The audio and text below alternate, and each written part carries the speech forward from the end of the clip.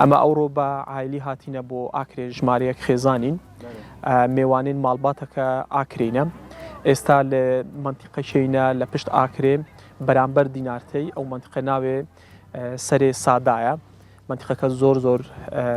خۆش و جوانە سروشتێکی زۆر جوانی هەیە لێرە لەگە ئەو ماڵباتە ئاکرەیە چۆینە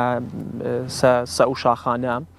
جگەلەوەی کانیاوێن ئێرە بژاینەوە بەهۆی ئەوەی کە بارانەکە زۆر هاتن لە هەمووی مهمتر ئەوەیە کە ئەو منتیقەیە زۆر پاک و خاوێنە و خەڵکی ئێرە خەڵکەشی میێوان دۆستە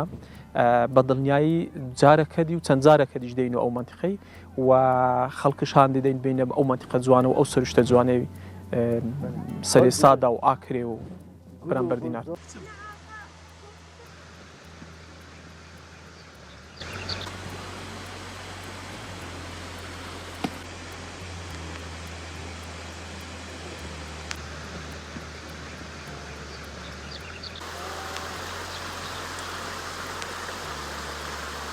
یەکەم جارمە بێن بۆ ئێرە بەڵام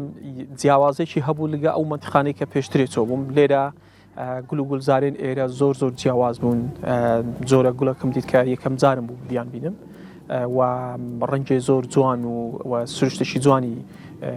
دابووە منتیقەکەی خۆی کوردستان دەوڵەمەندە بەوەی کە سروشتێکی جوان و ڕەنگینی هەیە ئەو سروشتە جوانی کوردستانی هەم پێویستی بەوەیە کە پارێزگاری لێ بکەین و پێویستیشی بەوەیە کە ئەو منتیقانە خزمەت گوزاری و ڕێگاوبانیان بۆ بێت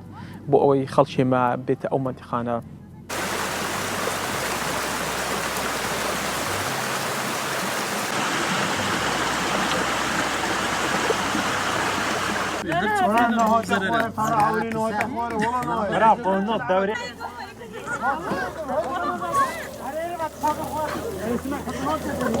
خەڵکێمە و گەشتیار بە شێوەیەکی گشتی لە کوردستانی بەتایبەتی لەو منتیقانە